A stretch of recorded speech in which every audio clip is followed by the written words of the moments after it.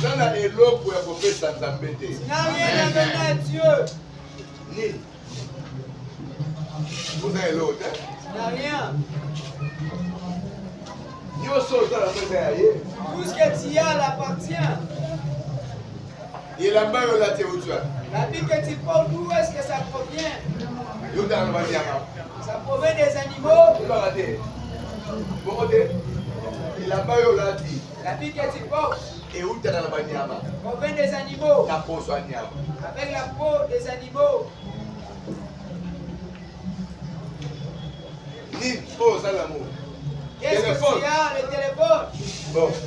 Eza matière première. C'est les matières premières Créé par Dieu. créées par Dieu. Mbongo oyo osimbi. L'argent que tu tiens, Balobi na yo wolo na bana ezaka ya Nzambe. l'argent est à Dieu. Bongo nzoto.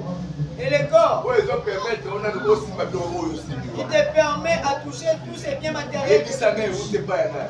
Dis-moi, où est-ce que ça provient? Ebo oza wana oza na rien. Tel que tu es là, tu n'as rien. Wana ende ote. Tu n'as rien. Wana rien. Nyonso oza nango Tout eza ce ya que tu Nzambe. as est à Dieu. Sikolo fundu ya nini mpo okumisa Nzambe. Quel orgueil pour glorifier Dieu. Fundu ya nini. Quel orgueil tu fais. Oyebi bato bakunda bango lelo. Connais-tu ceux qui seront enterrés aujourd'hui? Ndenge tozosoka loka. Tel qu'on parle là, D'ici 13h, 14h, bakokota mbeli mabele. ici 13, 14 heures, on va enterrer beaucoup de gens aujourd'hui. Ndenge tozosola no. Tel qu'on parle là, Lobi bakundaki mingi. hier aussi on a enterré beaucoup. Bongo ye epai yo fandi. Et là où toi tu es, Ayokeli yo mawa na Nzambe. on a eu miséricorde sur toi par Dieu. Alingi ata kotangela okutu mabe na yo wana te oza na moto. Tu ne veux même pas compter tes iniquités que tu as. Tokoganga mongongo mpola lokumu na ye. Pousser la foi pour sa gloire, tu fais l'orgueil. Bible elobi na biso La Bible nous dit, bakufi bakumisaka Nzambe. les morts Amen. ne glorifient pas Dieu. Donc soki okumisi Nzambe te eza bokufa. Si tu ne glorifies pas Dieu, certainement tu Oyo azali na bomoi na kati na biso akumisi Nzambe na bakili ete bakoko.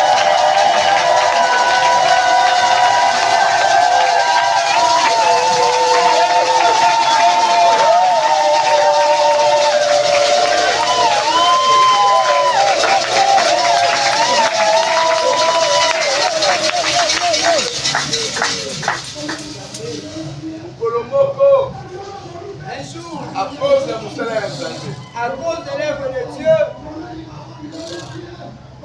bamenasaki na makasi na likita ya bato ebele mpona mosala ya Nzambe. on m'a beaucoup mélangé pour un trouble beaucoup de gens pour l'œuvre de Dieu. nazomona mpena ke elobi nga na okoma te.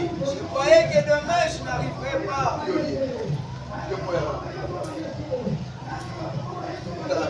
Et voici aujourd'hui, regarde-moi aujourd'hui, mokolo mosusu un jour, nakomi mwana na kabwani katikati je me voyais divisé en deux, etala ngai mais me voici.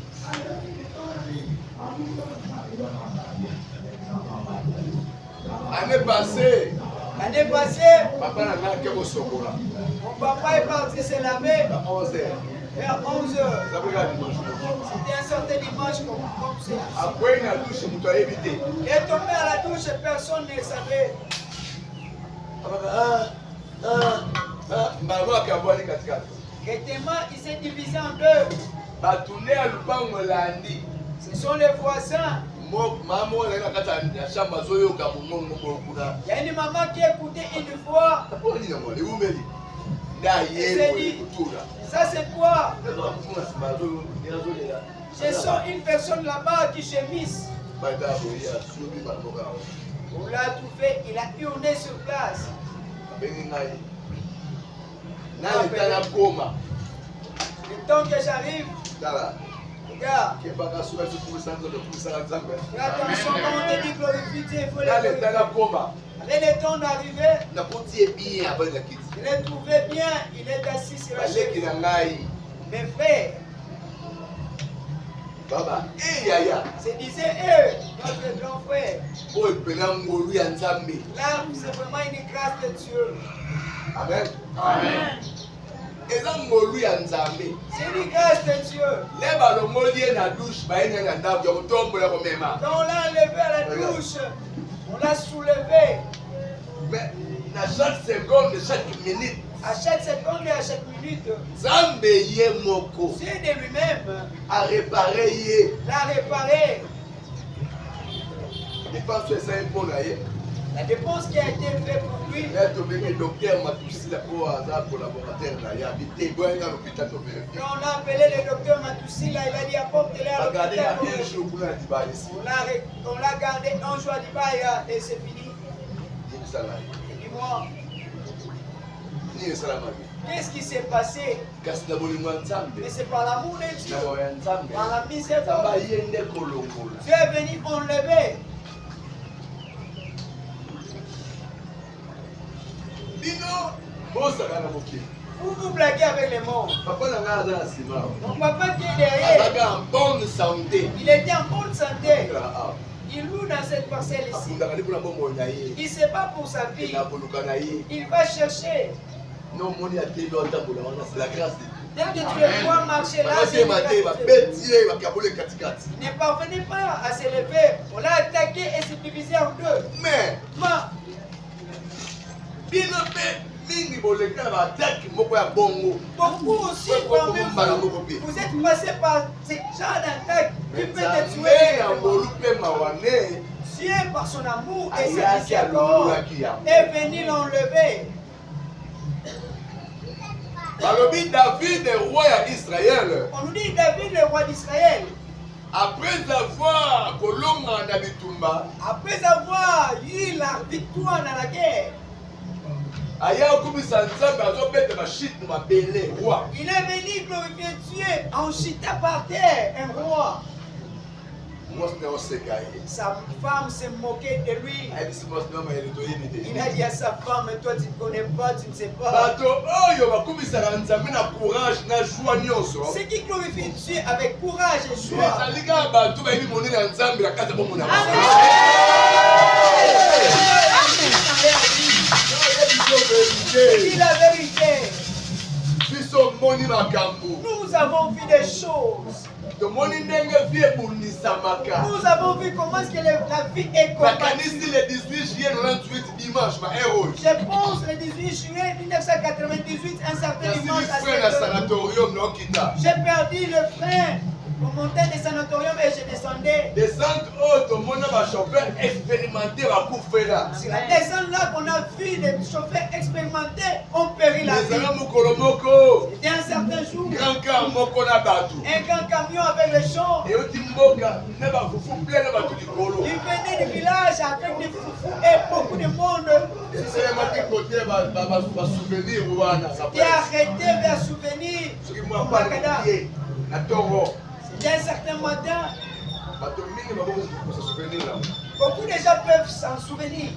na baaccident nyonso esabalaka na sana wana Parmi oyo eleka wana ezala te les accidents qui se sont effectués au Sénégal, alekaka mosu mpe na bafufu na bato ebeye likolo euti na likolo esili frère il y a encore un autre grand camion qui venait de cette montagne qui a perdu aussi le frein. ntango wana bandona wana ezalaki na wendema babengango wenza lome À cette époque, il y avait un marché qu'on appelait le marché de Lomé. baoteka bafufu On wana vendait du foufou là-bas. na tuisa na ngambo na ngambo Puis ça, là, de l'autre rive et l'autre là. teka bafufu wana On vendait du foufou. batomsona nango bakebele partout Et Thompson, il y a aussi beaucoup de na gens. camion wana Oh, ces camions ya sili frère a perdu le frein. alongwe ti asisi descente Il a fini même la descente. tellement de vitesse ekeki mingi Tellement il y avait eu une grande vitesse. toka souvenir na descente te Oh, souvenir, na plat n'a pas de descente, c'est Car place, on la est ya vallée. wana. Et ce camion fait de là. oyo ya monene na tuti oyo ya monene wana Ce grand camion a connu l'autre grand camion. ndeti kaka tipe kama ya mituka sikoyo C'était comme le type bato plein de bakokosaka na camions. te Il y a eu des morts terribles. me ngai na tour na ngai Mais moi, à mon tour, après événement wana après cet bakule événement, elekaki l'année qui passait, qui venait, amen nasili mpe na Sana. J'ai perdu le frein sur la montagne de Na Sanatorium. potisi type na nge bana mopanzi ko. J'ai fait entrer la Jeep. Maman moko ateka na mbuba na ye Il y a une place wana. maman qui vendait ses arachides. Kokolo wana. Cette place, ces Ye jours-là. oka témoigner que Et même a témoigné que na memisaka mwana base ya mbuba. je vais transporter à l'enfant. Nga na mbesa.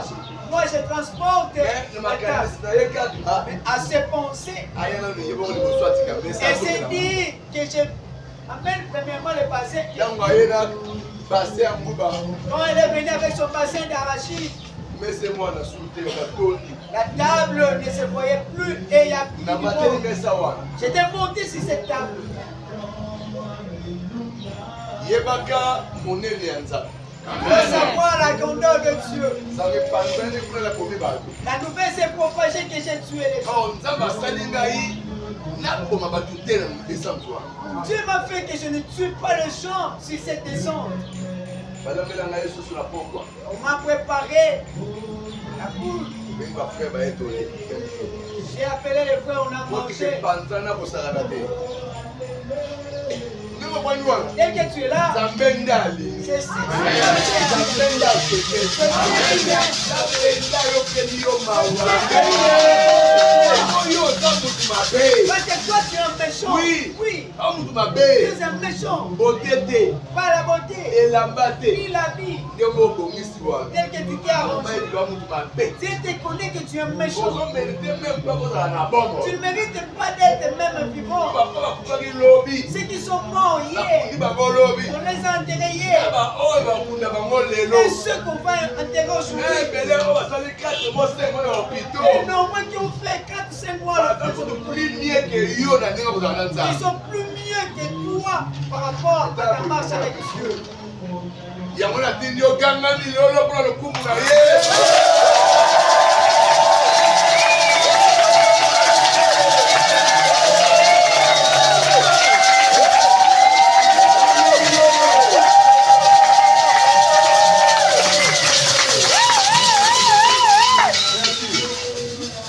tozozwa sikoyo buku ya nzambe Nous allons prendre les écrits de Dieu. na livre ya Genèse chapitre 2. Nous sommes dans le livre de Genèse.